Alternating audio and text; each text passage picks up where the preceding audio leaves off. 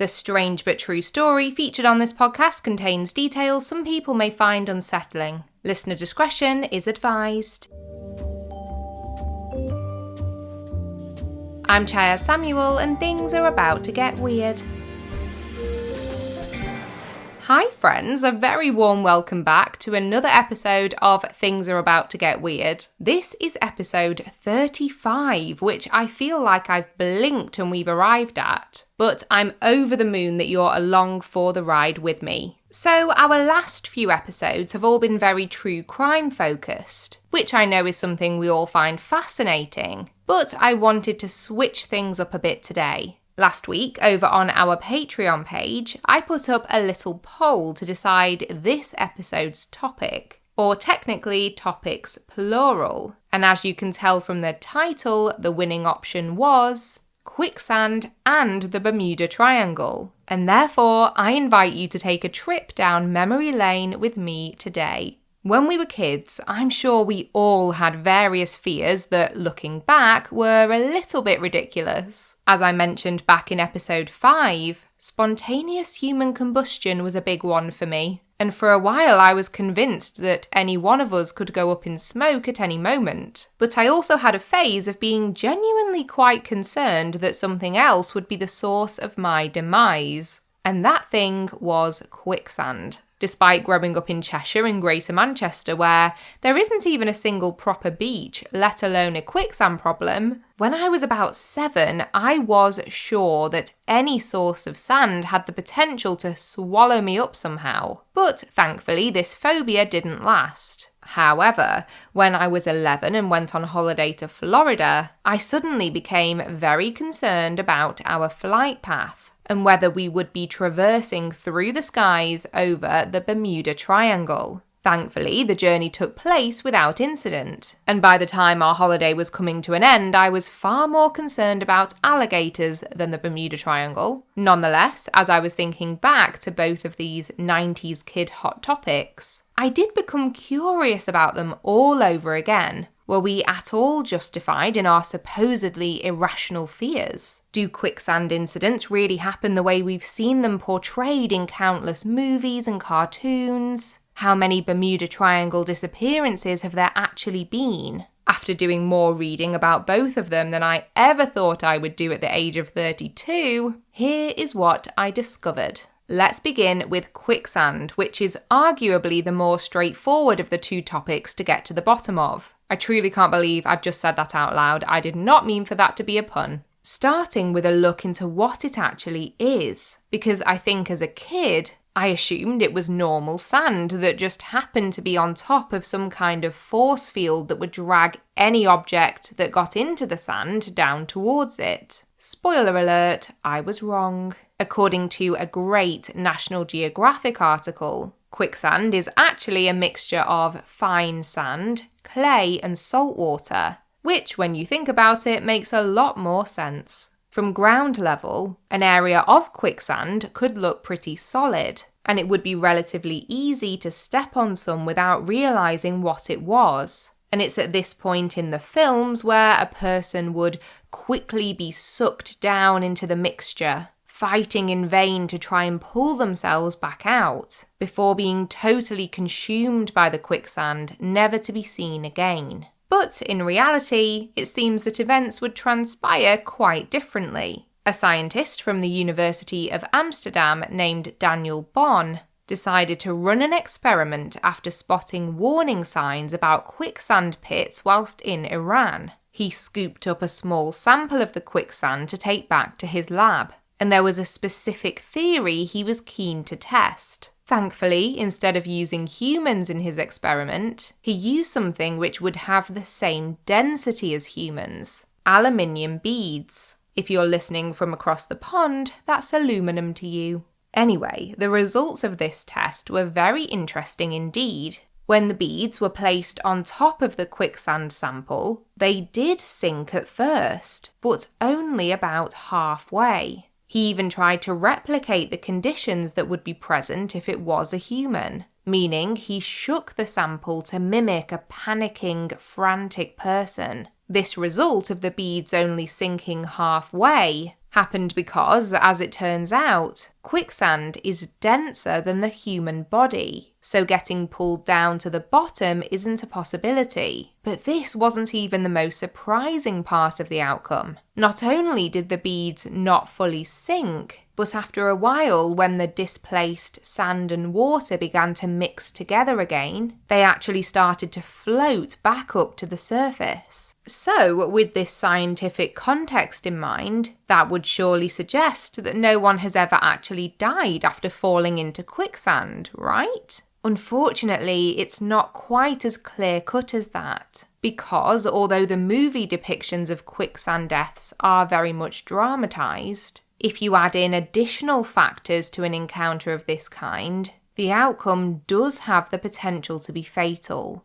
Let me explain with a couple of examples. Back in 2012, a 33-year-old woman from Lytham St Anne's in the northern English county of Lancashire was on holiday in Antigua. Nicola Raybone, who was a mother of 2, had flown to the Caribbean destination for her dad's wedding, and within just a few hours of arriving, she had headed down to the beach to kickstart her trip. It appears that Nicola must have ventured to a more secluded part of the beach, and that is where tragedy struck. Leaving her sandals and phone at the hotel bar, Nicola wandered along the shore before accidentally stepping into an area of quicksand. Investigators later determined that she must have become stuck in the sand, and although she spent time crying out for help, as night swiftly fell, she sadly could not be reached in time to be saved. The incoming tide had washed over her, and Nicola simply wasn't able to escape the clutches of the quicksand. Her cause of death was confirmed to have been accidental drowning. And honestly, the more you think about it, the more truly horrific it becomes. I can't even begin to imagine how terrified Nicola was, and what a traumatic end to her life she had to endure. And what's even more awful is that her story isn't unique. In 2015, a Texas man named Jose Ray Escobedo went missing after a solo swim in the San Antonio River.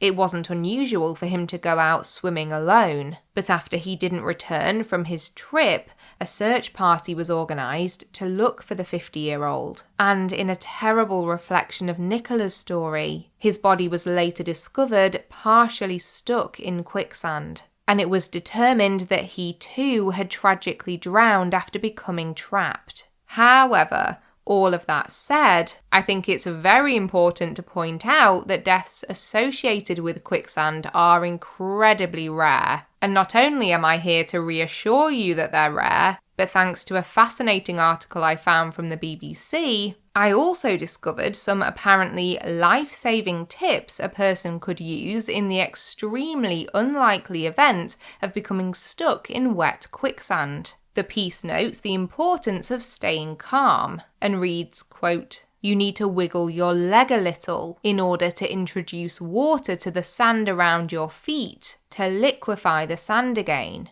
Then it goes on to say, "Lean back and spread out to spread your weight more evenly, and wait until you float back up to the surface." Now, obviously, this advice would not be useful when we're talking about something called the quicksand effect, which is related to things like, for example, falling into a large grain store. In that instance, outside help would be needed. But that is a whole separate terrifying topic, and I want to round out the quicksand section on a more positive note. By the way, I'm sure I don't need to give this disclaimer, but please do avoid quicksand at all costs. Just to be extra clear.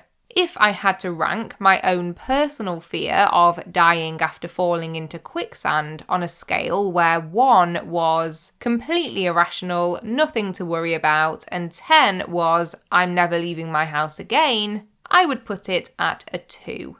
It can't be 100% irrational to be scared of quicksand because of the stories like the ones I mentioned before. But with how rare of a cause of death it actually is, I feel that young Chyaz definitely didn't need to be as perturbed by the possibility of encountering it as she was. But can the same be said for the Bermuda Triangle? Let's find out. So the first thing that might surprise you about the Bermuda Triangle is that there are actually reports of strange goings-on there dating back hundreds of years. If you're not familiar with it, the Bermuda Triangle is a triangular section of the western part of the North Atlantic Ocean, with one point being in Bermuda, one in Puerto Rico, and one in Florida. And it's said that over the years, numerous ships, planes, and the people on board them have mysteriously disappeared when travelling through this notorious expanse of ocean. For reference, the area is around 500,000 square miles, or just under 1.3 million square kilometres, so it's absolutely huge. And that's when we're looking at the numbers on the lower end of the scale, as some writers have estimated it's even larger. Now it seems that even before the term Bermuda Triangle was coined and people started speaking of these specific disappearances, the area had already gained a reputation for being frightening and treacherous. And people even believe Shakespeare took inspiration from a Bermuda Triangle shipwreck when penning The Tempest. Though lots of sources talk about the many ship sinkings and plane crashes that have happened within the area, the actual numbers sometimes feel harder to find. But amongst others, both Britannica.com and a New York Times article cite that at least 50 ships and 20 planes have disappeared into the triangle over the past 500 years, with most leaving no wreckages or traces of survivors. One of the most famous examples is that of Flight 19, which was actually the group name of the 5 different TBM Avenger torpedo bomber planes, which departed from Florida on the 5th of December 1945, which is exactly 45 years to the day before I was born. They were meant to be heading off on a 2-hour training mission. However, by 4 p.m. that afternoon, all radio contact with the planes had been lost. The aircraft were flying over part of the Bermuda Triangle when communications went dark, and after this, it is truly as though they vanished. Even the official report into the incident said it was, quote, as if they had flown to Mars, and no trace of the planes or the 14 men on board were ever seen again. And this story only gets stranger. Later that night, one of the flying boats that had been sent out to try and figure out where the missing planes could be also disappeared. Although there were reports of an explosion happening around the time the flying boat went missing, once again there was no sign of it left behind. All 13 crew members are presumed to have perished. Then there's the disappearance of the USS Cyclops, which is actually the event that represents the biggest loss of life in the history of the US Navy, in a single incident at least. The Cyclops was one of the biggest fuel ships in the Navy's fleet, and was carrying over 10,000 tons of manganese ore when it set off from Brazil to Baltimore in March of 1918. The vessel's route ran through the Bermuda Triangle, and at first everything seemed to be completely fine. The conditions were good and things seemed to be in top shape as far as the ship itself was concerned. But after sending their first communication message back to base, everything fell silent. Somewhere within the triangle, the Cyclops was lost, and it's entirely unknown what happened. All 309 crew members on board disappeared along with their ship, and despite extensive searches, not a clue as to what happened was ever discovered. No distress signal was ever sent, and although lots of rational theories have been presented over the years, none of them have ever resulted in a proven explanation as to what took place. So whilst these cases are not only bizarre but very well documented and provable, in the sense that all of them definitely did vanish within the Bermuda Triangle, the same can't be said for some of the other most notable examples, such as the one which many may automatically associate with the Bermuda Triangle, the Mary Celeste, not to be confused with the fictional Marie Celeste from the Arthur Conan Doyle story. If you haven't heard the very weird tale of the Mary Celeste before, here's the heavily abridged version. On the 4th of December 1872, this merchant ship, which had been carrying the captain, his wife and daughter, and 7 crew members, was found abandoned off the coast of Portugal. It had set sail from New York the month before, and was ultimately heading for Italy. But here's what's really odd. Whilst from the outside the Mary Celeste looked a little worse for wear, other parts were completely undisturbed. The personal belongings of the crew were all still in place, and the cargo was untouched. But the passengers were nowhere to be seen. It really was like a true ghost ship, and I could probably do a whole episode about it. But in actual fact, an episode about the Bermuda Triangle is probably not the time to cover it, because despite people tending to associate it with this unexplained, mysterious expanse of ocean, the Mary Celeste was discovered in a totally different section of the vast Atlantic. I think it's a case of a lazy connection being made, and then the incorrect information becoming part of the legend of it all. But the notion that the Mary Celeste had any connection to the Bermuda Triangle is incredibly unlikely. So if we therefore take it that whilst, yes, some of the stories tied to this eerie section of the sea are either hard to prove or have nothing to do with it, we can't deny that there have been some very solid, backed-up examples throughout history too. And as with all intriguing enigmas, plenty of theories have emerged to try and explain what may have taken place in these cases. So let's see which are the most compelling. I think I'd be doing you all a disservice, given that this podcast is called Things Are About to Get Weird, if I didn't begin with the stranger side of the suggested explanations. Over the centuries, there have been numerous theories put forward which are linked with the otherworldly. Mentions of magic and vortexes, and unexplained forces which may drag ships under the water or planes out of the sky, are understandably rife amongst Bermuda Triangle enthusiasts. The same can also be said for the lost city of Atlantis theory. Some believe that crystals from the sunken city may be sending out vibrations that interfere with boat and plane mechanics, causing malfunctions which result in them either sinking or crashing. But from all that I've read, the most enduring theory amongst believers all centres around, drumroll please, UFOs. In many ways, it's understandable why this notion that the various missing aeroplanes and boats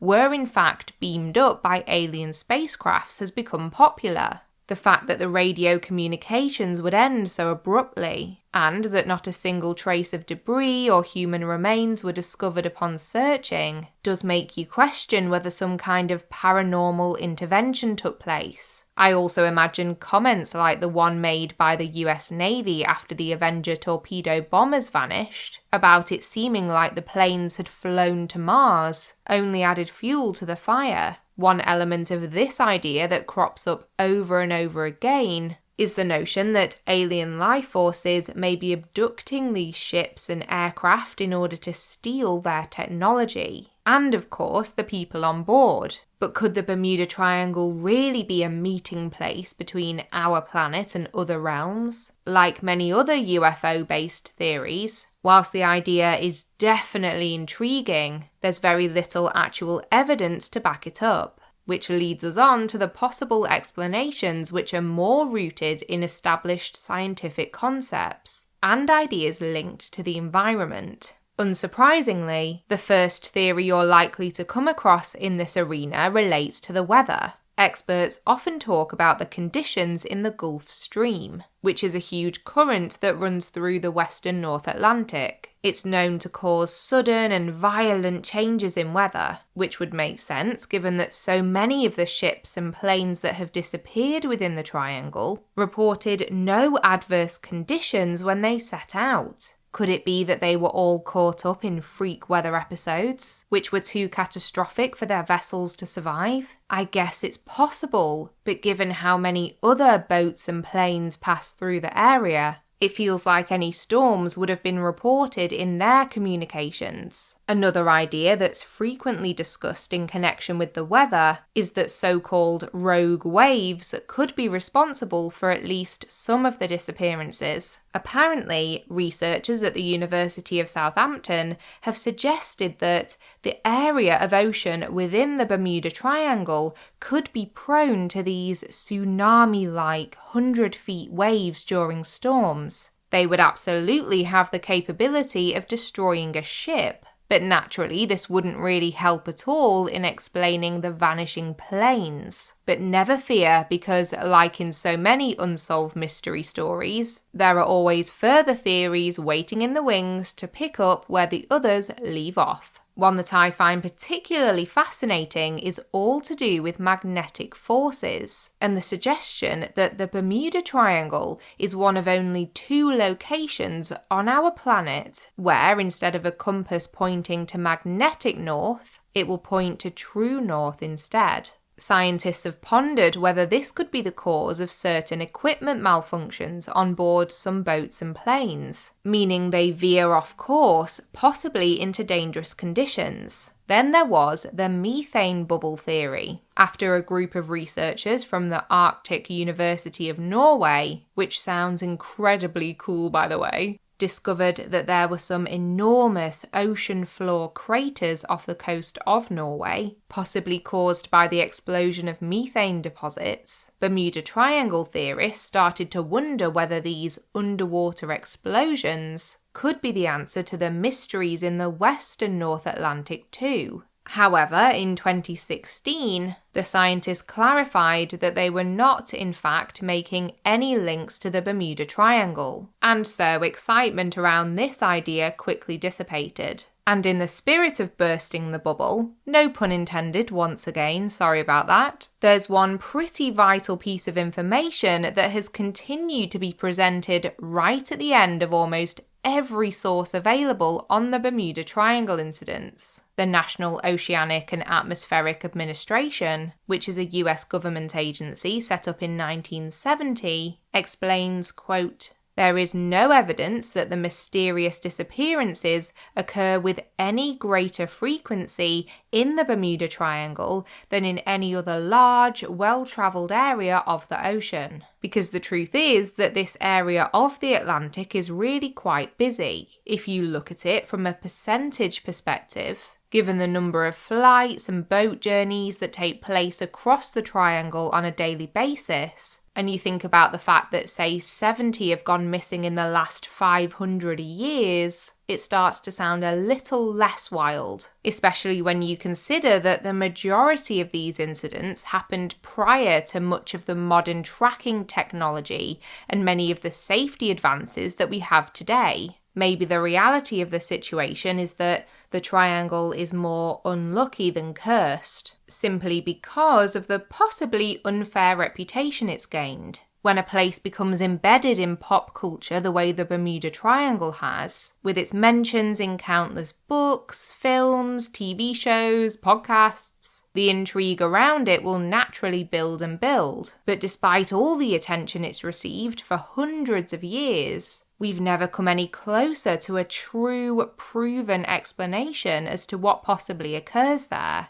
And so, with all of this taken into account, where would I place the Bermuda Triangle on the same scale I used for Quicksand? Despite the fact that I am a believer in the paranormal, throughout all of my research I wasn't particularly drawn to the more supernatural theories. Perhaps if it wasn't for the statistical evidence which shows how unusual the levels of disappearances are in the triangle, I might be more convinced. But what I'm actually more reeled in by is the possibility of some kind of scientific cause being present that perhaps we don't fully understand yet. Maybe there's even an explanation which could also apply to other ocean disappearances outside of the triangle, but it's just waiting to be discovered. I feel that the ocean craters the team in Norway discovered was the closest thing to this to date. And who knows, the next theory that emerges could be the one to solve the mystery once and for all.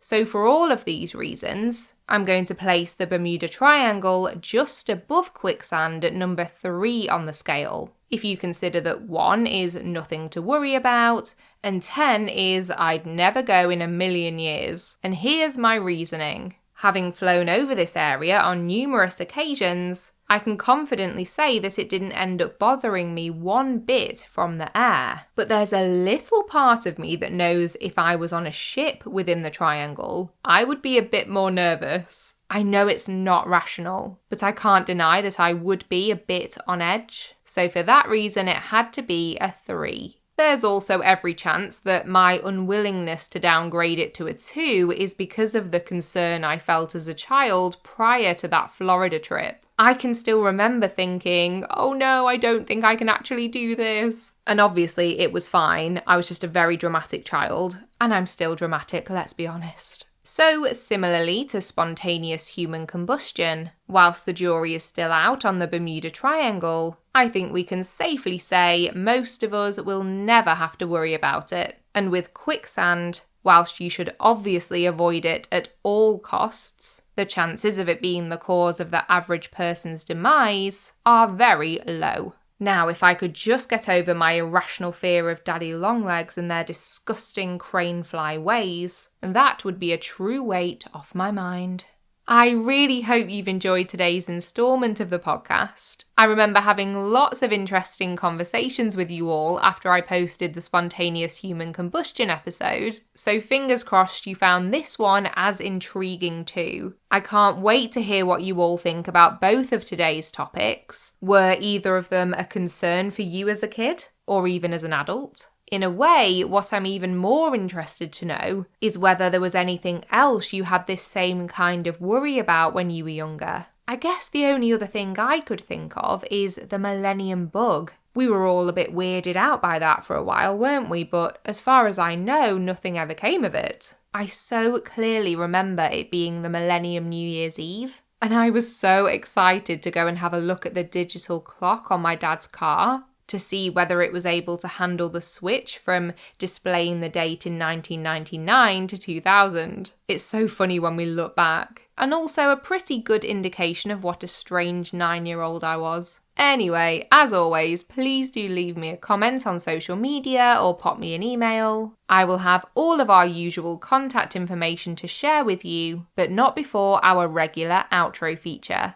Here is Weird Media. Today's weird media recommendation is really pushing the boundaries of what you'd consider media because it's actually an online shop. I guess websites are technically media, but let's not get too hung up on that because what I have to tell you about is really very cool. So a couple of weekends ago, I went away to North Wales with my dad and my sister, and we visited our wonderful family friend, Jan, who owns the Etsy shop Wicked Vintage. And if you are anything like me and can't get enough of the spookier things in life, you have to check her page out. I think in one of our earlier episodes, I might have mentioned some of the items I own from Wicked Vintage. For example, the Victorian medicine bottles my dad bought me as a gift a few years ago. But that's just one example of the kinds of antiques Jan sources for the shop. She specialises in things like rare occult books, crystal balls, beautiful witchy pieces that have amazing history to them, basically everything fascinatingly spooky. We were lucky enough to see the room in Jan's stunning home where some of her own collection is displayed. And I can't tell you how awesome of an experience it was. She's got the most incredible eye for finding antique treasures, and I find myself becoming obsessed with every new piece she adds to her shop. In particular, some of the books on the site are incredible. They're so unusual, and a few are seriously old and very precious. I sometimes wonder how many hours I've spent browsing the listings over the years. I'll be sure to put a photo on the Things Are About to Get Weird Instagram page of the medicine bottles actually. If anyone else has a strange fascination with Victorian medical practices like me, which I guess is unlikely but possible, I hope you'll find it interesting. I'll also leave the Wicked Vintage Etsy shop linked in the show notes. Jan has no idea I'm featuring it in Weird Media today, by the way. As always, this is a true and honest recommendation of something I love, and I hope you find the shop as enthralling as I do.